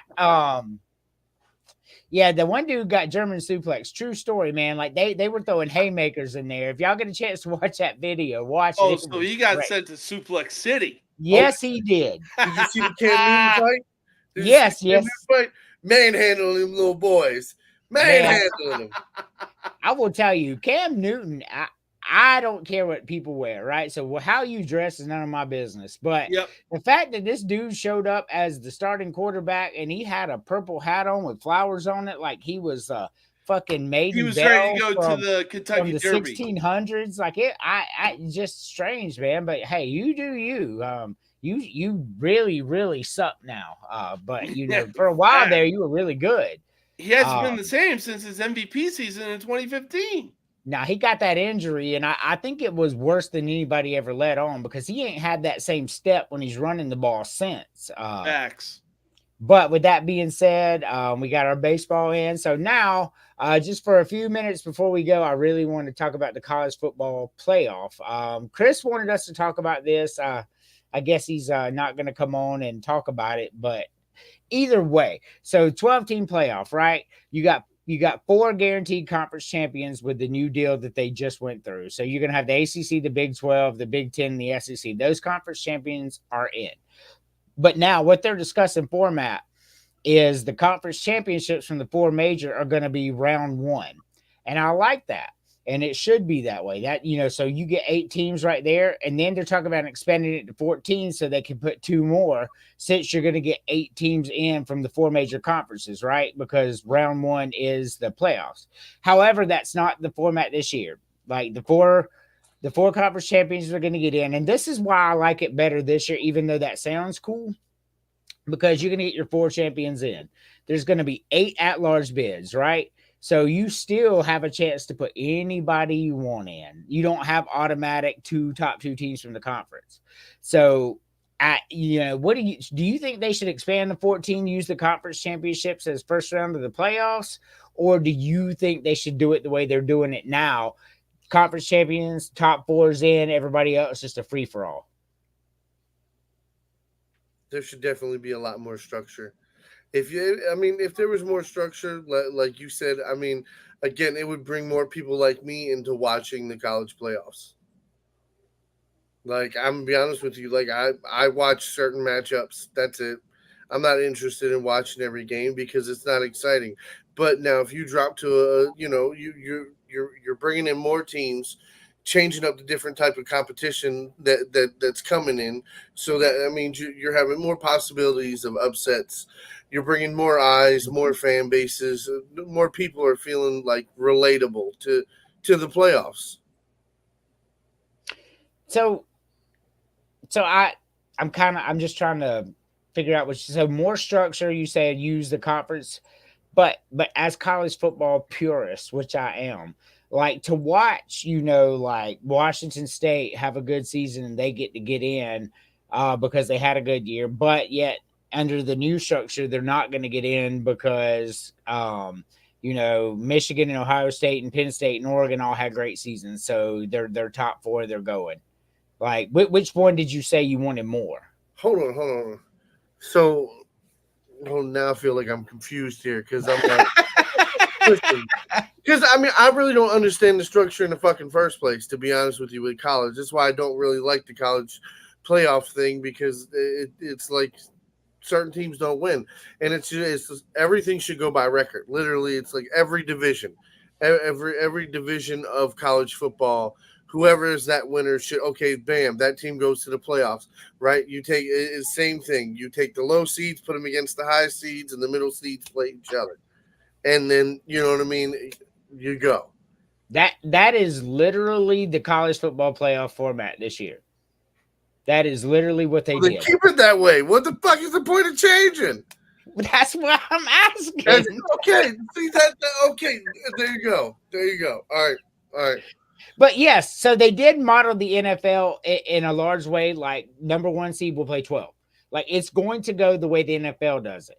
But my point was, do you want to see more big teams just because they're big teams, or do you want to give these smaller teams out there like Utah and them a chance to make the playoffs? Or do you just want to see the classic brutes? I guess is the point of the question. I mean, if you're expanding, yeah, sure. But if you're not expanding and you're changing the formula, no. There's no point. I got you. What about you, James? No, I completely agree. I mean, look, if Utah has a hell of a season, they go 11-2, then yeah, there's no reason that they shouldn't be in the college football playoff expansion. Same goes for all the other teams out there. I mean, look what happened with Tulane, 2-3 years ago? They were ranked number 16. They went 11-2 throughout the season. When was the last time we actually saw Tulane football actually do good? 1998. They went 12-0 under Tommy Bowden. Absolutely. I mean, look, for I like college football. Okay. Look, for me, this topic is a double-edged sword because there's talks in the work about Florida State will be in the playoff this year if they go 13-0, guaranteed. Yeah, There's 12 spots. Yeah. God forbid they go 13-0. They won't have to this year. But yeah, like I was saying, look, there's talks in the work about trying to expand the March Madness tournament, for crying out loud. Look, we already have 64 teams. What is the point of trying to expand it to 100 plus teams? I mean, look, we're talking about trying to include the runner-ups in the conference championship tournaments and some fucking YMCA schools. So where the hell is the NCAA going to look if, when it comes to the college football playoffs, where the hell is the NCAA going to look when it comes to including teams that it's like, oh, well, this team had a good season. Let's put them up against a team in a power conference. They're going to get decimated. So what NCAA is thinking here, and I'll go more in depth tomorrow, is the huge success of the NIT and CIT over the last 4 years. They're like, oh man, like those little piece of shit tournaments are making this much money. Well, now I'm going to snatch those teams too and put them in my tournament. So now they'll have to go Division III, and I'll get more in depth in it tomorrow. But I think that's where that comes from. It's all about money, right? Same here. So no, I agree. Emily, would you keep the college playoff format the same, or would you change it to include more teams? Either way. Either way. So before we go, I'm going to tell you my feelings on this. So the college football playoff, 12 teams, 4 teams are relevant. Ball. Things go very, very clear, right? It really boils down to this. Even if you put 14 teams, 16 teams, you let small teams like Tulane get in there, which I think they should, because if they have a hell of a season, they should have a shot, right? But at the end of the day, you're only going to have 2 or 3 teams that can actually win it all. Like, that's just the reality of it. Like, it's fun to have all these playoff games, but you could take the top 4 like we're doing now, and you would still get the same result as putting 14, 16. But what you're doing is you're expanding money. You're getting more money for the schools because they're in the playoffs, and it looks good for them. And I love it, and I'm here for an expanded playoff. But at the end of the day, you're going to come down to 3 or 4 teams that can actually win it, and that's how it's going to go. It's not like college basketball where you can see, Fairleigh Dickinson throw up a 3 at the end and win the game against the number 1 seed Duke. Because I promise you, upon everything that is holy, in a real setting playoff, if Tulane comes up against Alabama or Michigan, it is going to be a beatdown of epic proportions in college football. It's going to be a worse beatdown than Georgia versus Florida State. Yes. I mean, on that type of exactly, ZQ. So Hawaii went 12-0 one year and was really pissed off. Like, we should be in the BCS, blah blah blah. And they ran into a 9-3 Georgia team, I think it was. And boy, Georgia showed them exactly why they didn't want no smoke from the BCS. I remember that. Like, that was just outrageous that they thought that they were going to beat Georgia that year. like all these teams that scream, we want Bama and we want Georgia. Well, you really fucking don't. Like, I promise you don't. As a fan of a team who plays Georgia every single year and Alabama every third year, there's just no, you don't want to play them because you already know how it goes. They have top coaches, they have top facilities, even though South Carolina does too, but they have top players. Georgia, Alabama, 1-2 recruiting every single year, no matter what. And there's nothing you can do about it, right? And you have to play them every single. It's so much fun to just get beat down by this team every single year. I love it so much. Like, I smile every time we play Georgia and they beat us down, right? I'm just throwing that out there. It's really, really upsetting, but I love all this. So, I mean, if you guys think anybody besides South Carolina is going to win the women's basketball, like, now's your time or forever hold your peace, because I want all the smoke. Iowa smoke. LSU. Well, actually, we went down to LSU on their court and walked out the W. So, who else you got? Well, like you said, I know you went down to LSU and smoked them, but I really think LSU could be a dark horse. And just because of Caitlin Clark, I'm gonna have to go Iowa. That's right, JQ. Your top player may be just as good as Georgia, Alabama, but their fucking 4th string's just as good too. Like, it just sucks playing them. They're so deep all the time. Yes. All the smoke, Matt. I didn't know if you didn't hear me. I just want to say it. Like, Iowa, LSU, Ohio State, Kansas State, all the smoke. Yeah. But yeah. So Iowa, I believe, is the only team that would have a shot. But, like, watching Iowa lose all these strange games lately, like, they're just losing to teams they shouldn't. They're undisciplined. LSU, their star player keeps getting suspended or walks out of the team and disappears and comes. Like, they're a shit show down at LSU right now. Because of the undisciplined. See, Dawn Staley does not play that bullshit. Dawn Staley is disciplined basketball, and the girls love her. Like, LSU's good now. Iowa's good with Caitlin Clark. But 10 years ago, South Carolina was good. 10 years from now, they're still going to be winning championships. That's the difference in these teams. Yeah, kind of like Kentucky basketball. I'm going to say this, though. A good buddy of mine told me it's not about how you start, it's about how you finish. Right. Now, look, South Carolina, undefeated, #1 in the country. But look, they still need to go through the March Madness tournament, and you never know what's going to happen in that tournament.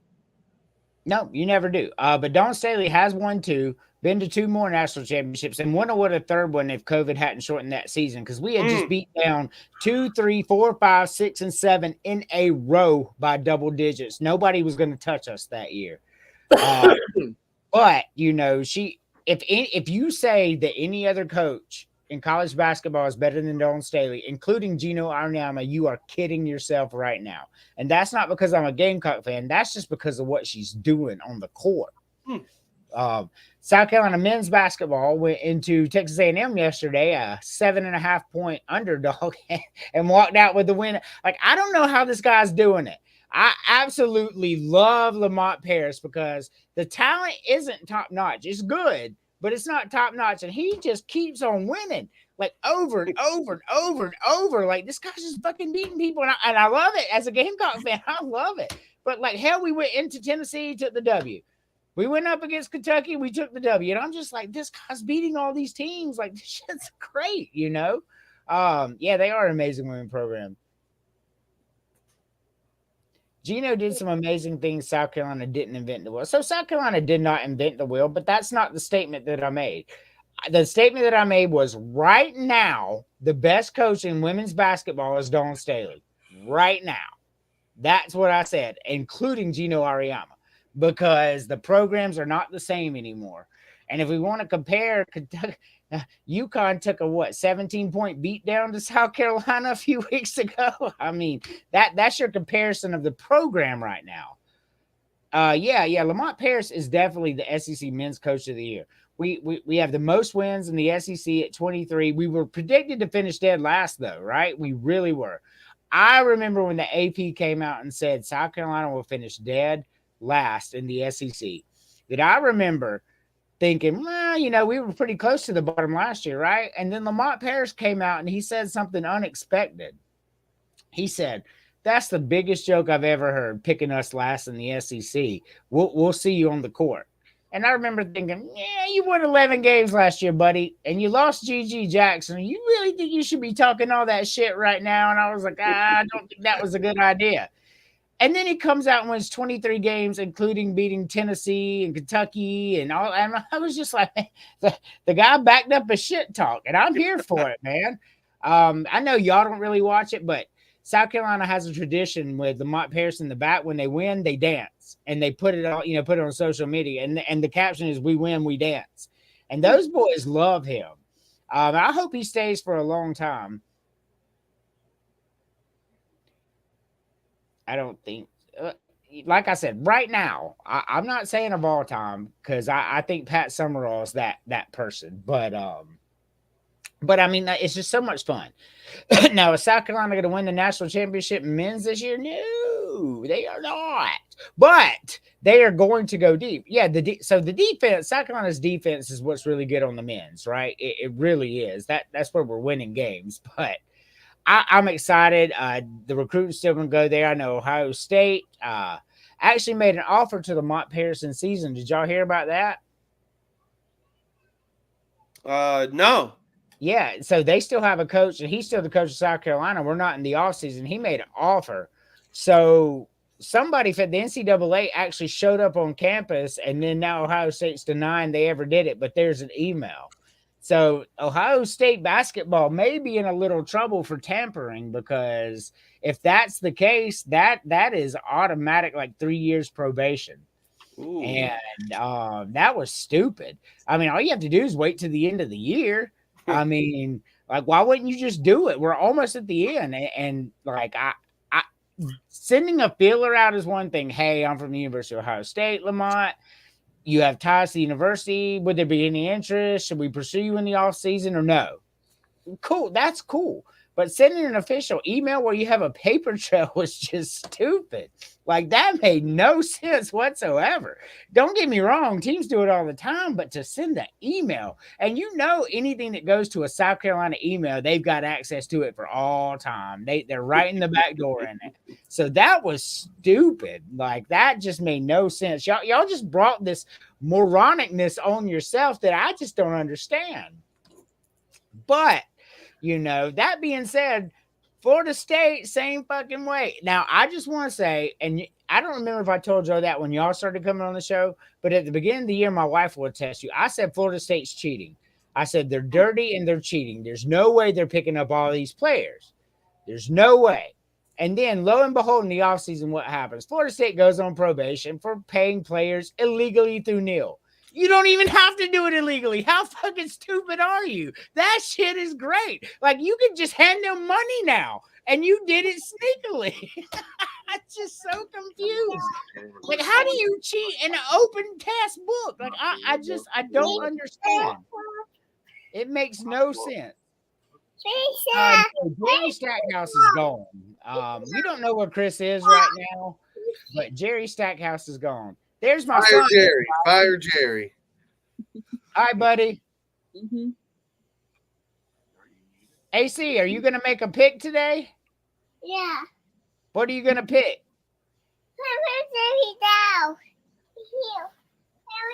Oh, okay. So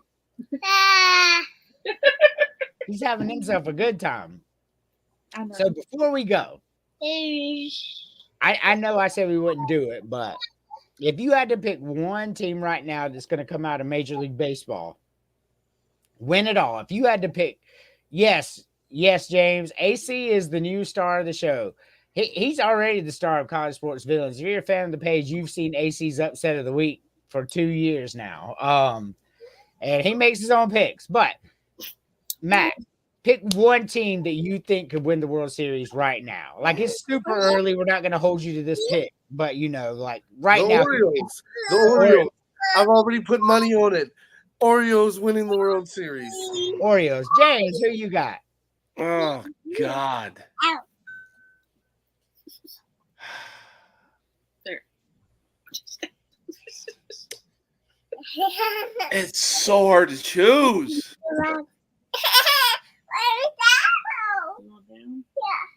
Probably the Braves. The Braves? Me too. Emily, I love you. We're going to let you go. Thank you for being on the show. Say bye-bye to Daddy. Bye, buddy. Bye. So that's my son right there. He looks just like me, y'all. Like he really does. He acts just like me too, unfortunately for his mama. But I'm all about the Braves, and I want all the smoke from the Braves. Like I feel it. Now, if week 1, Austin Riley and Acuna go down for the season, then I'll be like, I think maybe somebody else is going to win it. But as of right now, before any intangibles, I have the Braves. So, Mac, are you excited about your new show with Kenny? Because it's coming soon. They're working on it. Like, I'm helping with the graphics personally, so I know how the development's going. It's going to be a fun show. So before we go, what do you think? Are you excited about it? Oh, yeah, for sure. I mean, again, this is going to be fun and easy for me. I mean, I don't necessarily like the tumor talk. Part of it. He's changing it because it's not going to be a Auburn show anymore. Just so you know, he is changing the name of it. Okay, good. So that was the only thing. I said the Rays too, Chris. I'm just saying they said I was stupid. The Braves won't have to beat the Phillies in the postseason. They won't have to. They will. They'll beat them in 6 games. The Braves win in 6. Yeah, I think the Braves take out the Phillies this year too. Yeah, I mean, honestly, listen, the only team that I'm actually worried about, and I'm going to give it to them this year because I'm going to say they're going to be sneaky, but we all know they're good, and it's the Dodgers. I know. I know they are, but again, if they make it to the playoffs healthy, you tell me that lineup right now wouldn't be scary healthy in the playoffs. They wouldn't. Bro, they lost to an 80-win Diamondbacks team this past year, and then they lost to another 80-win team to the Padres in 2022. So they cannot make it out of the playoffs when baseball is 162 games. Look at the history going back to 2013. It speaks for itself. So they did win one in 2020. But, while the Dodgers have choked, I'm going to agree with Mac on this point. If everybody goes in there healthy, right, and playing good baseball, I would be worried about the Braves playing them if they're on a hot streak. I'm not betting on the Dodgers anytime soon. Their history speaks. Look, I lost faith in the Dodgers winning a World Series when it came to a 62-game season when they lost to the Nationals in 2019. The Nationals had a 1/10% chance to even make it to the playoffs after the All-Star break. Hey, Mac, did you see Enrique Bradfield has been playing center field for the Orioles? Yeah, I've peeped a few little things here and there. Unfortunately, I work a lot, so I don't get to watch the games. Yeah. Right? Yeah. I Same can here. listen. I can listen to them at work, but you know what I mean. And it's still like customer comes in, I got to turn it off. You know what I mean? So Yeah. At least turn the volume down. Well, I mean, customers are first. I mean, that's why we have a job. I mean, see again. Now imagine having a Yankees game in the background. Oh, you just got to hit. You know what I mean? Like, Fuck yeah, you, bitch. The Yankees are I'm on. in the middle of a conversation, and you know I'm a big guy. You know what I mean? So if I'm jumping around like yeah, I start screaming. I'm gonna scare the shit out of normal people. Okay. Yeah, they're Yeah, gonna be that's like, all true. right, so this guy's lost his mind. We're getting out of here. Well, look, I'm 470-foot military, home so run. I'm used to seeing crazy. Yeah, So that's yeah, just no. my honest opinion. So My job is sales. I'm selling epoxy, baby. Right. I will tell you, I promise you, I've seen crazier stuff at my job than y'all have, and I'm really not going to go into that. But I promise you. hey, Walmart is Walmart. So Trey, send us a message. We're about to end the podcast here in a minute, and we'll see if we can get you on next week. I'm pretty sure New York Yankees games have to be on. Yeah, I don't know. I think the Yankees come out of the AL this year, and I think the Braves come out of the NL, and I'm really just excited about it. Like I think it's going to be great. But either way, as much as I did not want to watch the World Series this past year because the Braves, I watched it, and the Rangers, man, they're scary good. It's hard not to pick them again, but I don't think they do it again. I think that was one of those, we won it. We had our year. Everything worked well this structured year, but I don't see it continuing on. I mean, even Correct. going The prayer into was the answered. World Series, it was like, all right, well, Adolis Garcia, he made himself a name in the month of October. Like, okay, cool. The Rangers are going to the World Series, but I look at the Diamondbacks. They're young, they're hungry, they have the talent. Like everything was there for them. Unfortunately, better team won. That better team being the Rangers. The better team did win. 100% true. I love the Diamondbacks, but the Rangers were a team of destiny last year. Yeah, it was cool to see it because they had never won one before, right? So like you got like you can't even be mad that they won it last year because they don't have one. You know what I mean? That's there was two turning points, and both of them were in Game 1. I knew that the Rangers were going to win as soon as Corey Seager hit the game-tying home run. What was it, in the bottom of the ninth? Yes. And then as soon as Adolis Garcia hit the walk-off home run in extra innings, I was like, fuck! The Rangers are winning this. The Rangers are winning. There's no doubt about it. Look, I'm sorry. I was rooting for the Diamondbacks throughout the entirety of the postseason, but there is no way they're beating the Rangers after what just transpired in Game 1. No, it wasn't. But I want to thank you guys for being on here. We're hitting our time limit here in a minute. Mac, final thoughts, and we can't tell people where we're going to see you yet because we don't have a time and a show name yet. But Mac will have a show soon. But final thoughts. Man, I want to go to opening day and at Camden Yards, and I would love. I think I'm going to do it this year. I'm going to go to New York and I'm going to see the Yankees. Yeah. I want to see them too. And I mean, I'm going to see if I can make a game where the Orioles are actually in New York playing. So it's not super awkward for me to just be wearing Orioles gear at a Yankees game. I do it all the time. I do it all the time. But fucking baseball, man. I'm super pumped. It's our year, man. It's our year. Ooh, we shall see. We got 162, possibly 163 games to go. I mean, Mac is channeling his inner Kenny right now. No, I haven't this year, Chris. He is like, we're gonna win it all.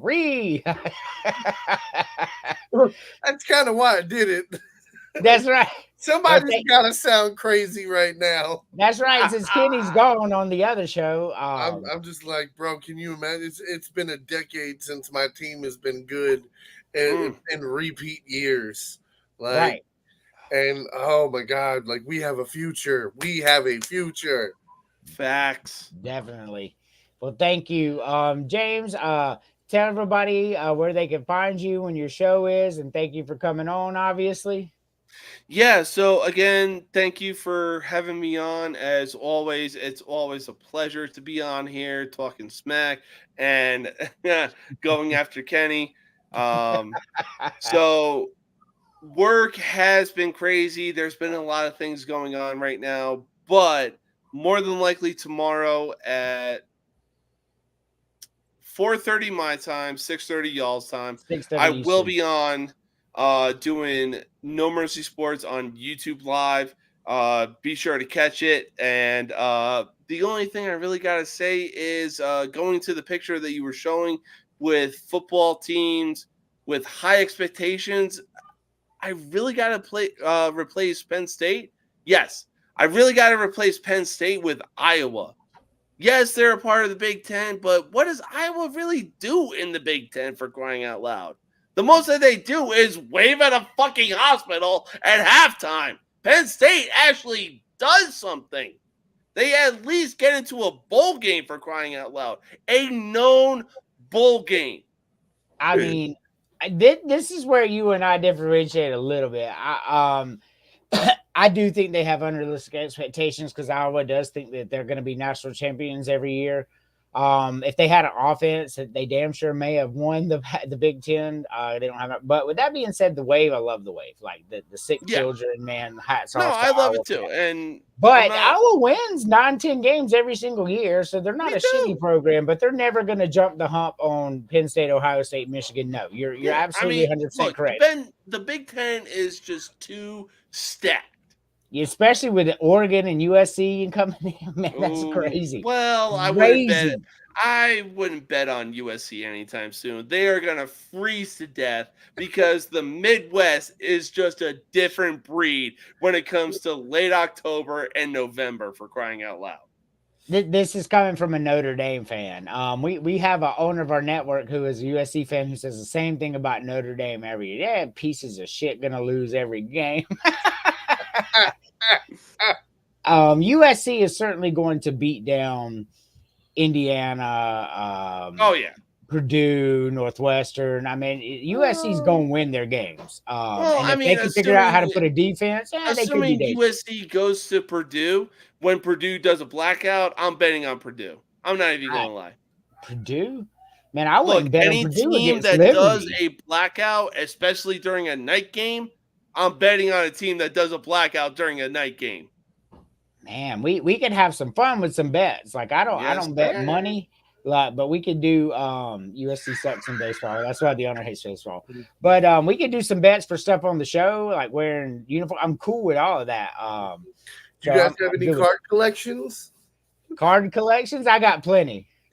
I might have to reach out to my mom, but I'm just saying. we got a little bit. So, but thank you guys for coming on. I really appreciate it. Tomorrow night at 6:30 Eastern, 4:30 your time.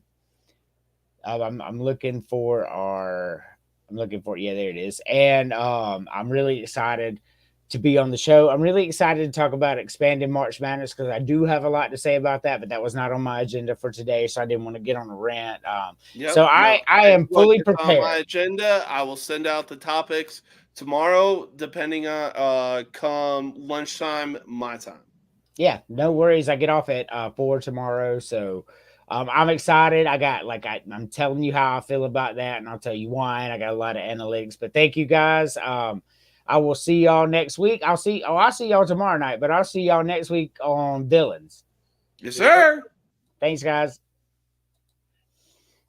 Hello, everyone. Thank you for watching College Sports Villains on the Dog Media Network. I've had a great time. I really enjoy having my guests on. They're really, really good people. Thank you, JQ. Profile pick bet Vandy has a better record in the SEC. In what sport? We talking baseball. But thank you all. I had a great time. I always do. But with that being said, as always, John 3:16, and I love you all.